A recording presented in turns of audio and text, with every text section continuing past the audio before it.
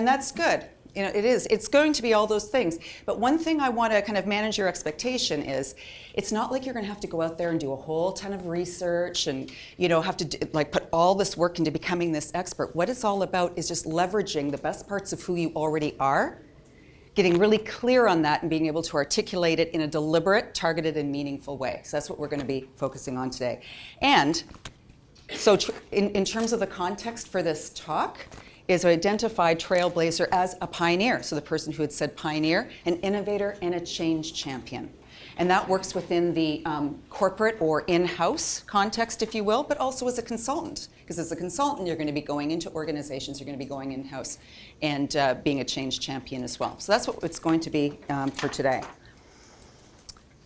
And to that end, what we're going to cover today is, you'll know what a trailblazer is and how you can become one. And this starts with defining your sweet spot. So representing the biggest and best parts of who you are. So we're going to do kind of an exercise to get the juices flowing on that. And we've been talking about your unique area of expertise. So we're going to talk about what an expert actually is. Like, what is an expert, right? And how to build your professional brand as an expert. Being an expert also includes being able to articulate a compelling and unique point of view.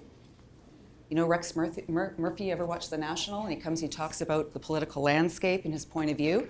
Well, you want to develop that yourself and be able to stand in it and own it. So we're going to dive into that. And where the rubber really hits the road is helping you to define your unique value proposition, or 30-second elevator speech. So it's going to be a little bit different than what you're doing already with Happen, but we'll get into that. It'll support it. It'll support it nicely.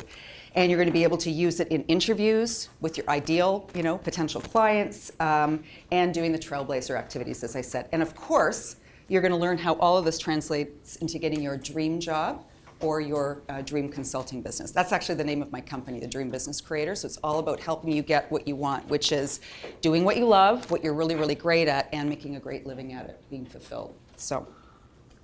And as I said, this is going to be very practical, hands-on. We're going to be doing some exercises, so please use the handouts that I've provided to do that. So let's dive in to discovering the elements of your unique trailblazer formula. So the first thing that you need to do to become a trailblazer is to tap into the biggest and best parts of who you are. And after over 25 years of seeking this for myself, I've netted it out to this formula. Which I love to call your sweet spot, which is embodying your passions, the results and impact that you have with organizations and those that you interact with, and, got cut off there, your superpowers. Now, I'm going to call it out. That might sound a little flaky. Well, superpowers, what are you talking about? But I've put this to really demonstrate a point that you really need to have super strengths. Like, we all have super strengths that are unique to us. Probably, if you set it as your number one area of expertise, that could, embody some of your superpowers. But it's important that you identify it and being able to live and breathe it in everything you do all the time. Makes everything really easy. And that's going to be your sweet spot. So we're going to have some fun working with this. It's funny.